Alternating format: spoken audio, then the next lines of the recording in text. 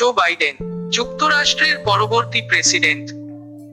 যুক্তরাষ্ট্রের 46তম প্রেসিডেন্ট হচ্ছেন ডেমোক্রেটিক পার্টির প্রার্থী জো বাইডেন। এই জয়ে সবচেয়ে বেশি বয়সে প্রেসিডেন্ট নির্বাচিত হওয়ার ইতিহাস গড়লেন বাইডেন। এর আগেই যুক্তরাষ্ট্রের প্রেসিডেন্ট নির্বাচনের ইতিহাসে সর্বোচ্চ পপুলার ভোট পাওয়ার ইতিহাসও সৃষ্টি করেন 77 বছর বয়সী এই ডেমোক্র্যাট। তার রানিংমেট কমলা হ্যারিসও যুক্তরাষ্ট্রের ইতিহাসে প্রথম নারী ভাইস প্রেসিডেন্ট হচ্ছেন। এদিকে নিউ ইয়র্ক টাইমস বলছে, বাইডেন যুক্তরাষ্ট্রের শতাব্দীরও বেশি সময়ের মধ্যে ক্ষমতাসীন কোনো প্রেসিডেন্টকে হারিয়ে ইতিহাস গড়েছেন। আর দ্বিতীয় বিশ্বযুদ্ধের পর ট্রাম্প তৃতীয় কোনো প্রেসিডেন্ট যিনি ক্ষমতাসীন হিসেবে নির্বাচন করে হেরে গেলেন। নির্বাচনের ফল জানতে সবার দৃষ্টি ছিল পেনসিলভানিয়া অঙ্গরাজ্যের দিকে। এই রাজ্যে জিতলেই বাইডেনের জয় নিশ্চিত হতো। হয়েছে সেটাই। আগেই 253 ইলেকটোরাল কলেজের ভোট পাওয়া বাইডেনের ইলেকটোরাল কলেজ ভোটের সংখ্যা দাঁড়িয়েছে 273। বাকি 5টি অঙ্গরাজ্যে ট্রাম্প জয় পেলেও তার ইলেকটোরাল কলেজ ভোটের সংখ্যা দাঁড়াবে 265। গণমাধ্যমে জয়ের খবর প্রকাশের পর টুইট করেছেন জো বাইডেন। টুইট বার্তায় তিনি জনগণের উদ্দেশ্যে বলেছেন, এই মহান দেশের নেতৃত্ব দেওয়ার জন্য আমাকে নির্বাচিত করায় সম্মানিত বোধ করছি। আমাদের সামনের কাজ কঠিন হবে, কিন্তু আমি প্রতিশ্রুতি দিচ্ছি আমি আমেরিকার সবার প্রেসিডেন্ট হব। আমাকে আপনি ভোট দিয়েছেন কি দেননি সেটা বিষয় নয়। এক নজরে জো বাইডেন। পুরো নাম Joseph Robinette Biden junior, Joe Biden হিসেবে পরিচিত। যুক্তরাষ্ট্রের 47তম ভাইস প্রেসিডেন্ট। সাবেক প্রেসিডেন্ট বারাক ওবামার সঙ্গে 2 মেয়াদে কাজ করেন। 1973 থেকে 2009 সাল পর্যন্ত ডেলাওয়্যার থেকে সিনেটর হিসেবে দায়িত্ব পালন করেন। বাইডেনের জন্ম 1942 সালের 20 নভেম্বর পেনসিলভানিয়ার স্ক্রান্টনে। স্ক্রান্টন, নিউ ক্যাসল কাউন্টি ও ডেলাওয়্যারে তার বেড়ে ওঠা। 4 ভাইবোনের মধ্যে সবার বড় তিনি। বাবা জোসেফ রবিনেট বাইডেন সিনিয়র, মা ক্যাথরিন ইউজেনিয়া ফিনেগান। তার মা আইরিশ বংশোদ্ভূত।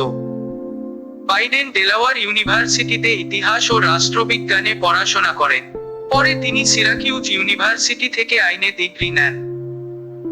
সিরাকিউজ ইউনিভার্সিটিতে পড়ার সময় বাইডেন 1966 সালের নিলিয়া হান্টারকে বিয়ে করেন। তাদের ঘরে 3 সন্তান রয়েছেন, জোসেফ আর পিউ বাইডেন, রবার্ট হান্টার ও নাওমি ক্রিস্টিনা। নিলিয়াকে তিনি বলেছিলেন 30 বছর বয়সের মধ্যে সিনেটর হওয়ার স্বপ্ন তার। সিনেটর হওয়ার পর তার লক্ষ্য যুক্তরাষ্ট্রের প্রেসিডেন্ট হওয়া। 1972 সালে বড়দিনের আগে ক্রিসমাস ট্রি কিনতে গিয়ে ভয়াবহ সড়ক দুর্ঘটনায় নিলিয়া নিহত হন। পরে 1973 সালে বাইডেন জিল ট্রেসি জ্যাকবোকে বিয়ে করেন। তাদের ঘরে অ্যাশলে ব্লেজার নামে এক কন্যা সন্তান রয়েছে। 1970 সালে ডেলাওয়্যারের নিউ ক্যাসল কাউন্টির কাউন্সিলম্যান নির্বাচিত হন জো বাইডেন। এরপর তাকে আর পেছনে ফিরে তাকাতে হয়নি। 30 বছর বয়সের মধ্যেই যুক্তরাষ্ট্রের সিনেটর হওয়ার স্বপ্ন পূরণ হয় তার।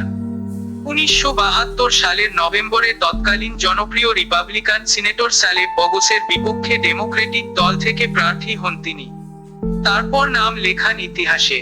মাত্র 30 বছর বয়সে তিনি যুক্তরাষ্ট্রের ইতিহাসে সবচেয়ে কম বয়সী 5ম সিনেটর নির্বাচিত হন।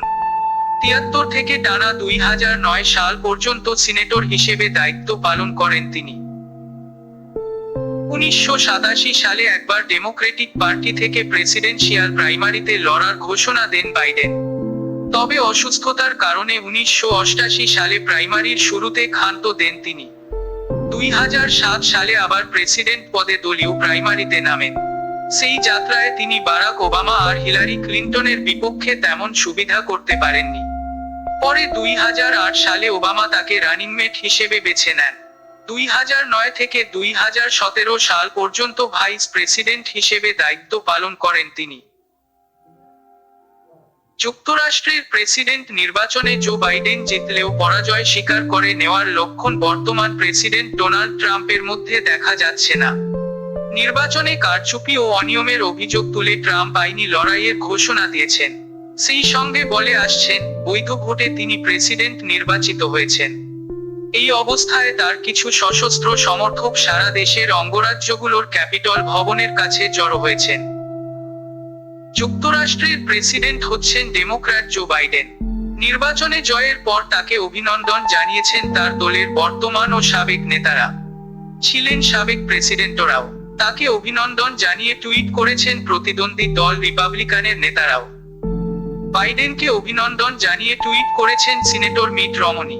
রমনি রিপাবলিকানদের প্রেসিডেন্ট প্রার্থী হিসেবে 2012 সালে নির্বাচন করে হেরে যান। রমনি টুইটারে লিখেন, আমিও রমনির স্ত্রী, নির্বাচিত প্রেসিডেন্ট জো বাইডেন ও কমলা হ্যারিসকে অভিনন্দন জানাচ্ছি। আমরা জানি তারা দুজনই ভালো মনের ও প্রশংসনীয় চরিত্রের। আমরা প্রার্থনা করছি সামনের দিনগুলোতে সৃষ্টিকর্তা তাদের মঙ্গল করুক। 2016 সালে রিপাবলিকান দলের প্রেসিডেন্ট প্রার্থী হওয়ার দৌড়ে ট্রাম্পের বিপক্ষে লড়েছিলেন ফ্লোরিডা অঙ্গরাজ্যের সাবেক গভর্নর জেব বুশ। তিনিও জো বাইডেনকে অভিনন্দন জানিয়ে টুইট করেছেন। তিনি বাইডেনের উদ্দেশ্যে লিখেছেন, আমি আপনার সফলতার জন্য প্রার্থনা করতে থাকব। বাইডেনের জয়ের খবরে তাকে অভিনন্দন জানিয়েছেন সাবেক প্রেসিডেন্ট বারাক ওবামা। এক বিবৃতিতে তিনি বলেন, আমি জানি তিনি বাইডেন প্রতিটা মার্কিন জনগণের স্বার্থে হৃদয় থেকে কাজ করবেন। সাবেক প্রেসিডেন্ট বিল ক্লিন্টনও অভিনন্দন জানিয়েছেন বাইডেনকে। এক টুইট বার্তায় তিনি বলেন, আমেরিকার জনগণ কথা বলেছে এবং গণতন্ত্রের বিজয় হয়েছে। এখন আমাদের নির্বাচিত প্রেসিডেন্ট ও নির্বাচিত ভাইস প্রেসিডেন্ট আমাদের জন্য কাজ করবেন এবং আমাদের সবাইকে ঐক্যবদ্ধ করবেন। বাইডেন ও কমলার জয়ে সাবেক প্রেসিডেন্ট জিমি কার্টারও অভিনন্দন জানিয়েছেন। এক বিবৃতিতে তিনি বলেছেন, তারা বাইডেন ও কমলা যে ইতিবাচক পরিবর্তন আনবেন তা দেখার প্রত্যাশায় রয়েছি। যুক্তরাষ্ট্রের সাবেক ফার্স্ট লেডি ও সাবেক পররাষ্ট্রমন্ত্রী হিলারি ক্লিন্টনও অভিনন্দন জানিয়েছেন।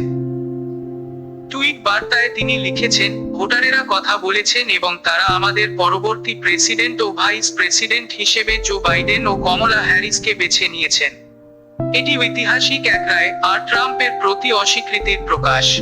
আমেরিকায় নতুন এক অধ্যায় সূচিত হলো। ট্রাম্প হার না মানলেও বিশ্ব নেতারা ঠিকই বাইডেনকে অভিনন্দন জানিয়ে তার সরকারের সঙ্গে কাজ করার প্রত্যয় ব্যক্ত করেছেন।